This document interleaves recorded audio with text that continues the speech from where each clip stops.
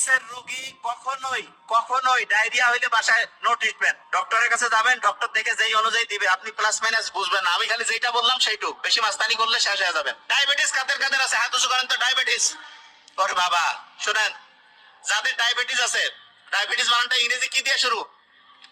D. D দিয়ে একটা আগে খুব হইতো ডায়রিয়া আছে না, ডায়রিয়া। ডায়াবেটিস রোগের যদি ডায়রিয়া হয় তার সামনে আর দুইটা ডি আছে, একটা হচ্ছে ডক্টর আর একটা হচ্ছে ডেথ। ডায়াবেটিসের রোগী ডায়রিয়া হয়েছে, একদম এমবিবিএস থেকে শুরু করে যারা ডক্টর তাদের কাছে যাবেন, নিজে বাসায় মাস্তানি করে স্যালাইন ট্যালাইন বেশি খাওয়ায়, কম বেশি করে, একদম আল্লাহ না করুক একদম ডেথ। ডায়াবেটিসের রোগী কখনোই কখনোই ডায়রিয়া হইলে বাসায় নো ট্রিটমেন্ট। ডক্টরের কাছে যাবেন, ডক্টর দেখে যেই অনুযায়ী দিবে আপনি প্লাস মাইনাস বুঝবেন না। আমি খালি যেটা বললাম সেইটুক, বেশি মাস্তানি করলে শেষ হয়ে যাবেন।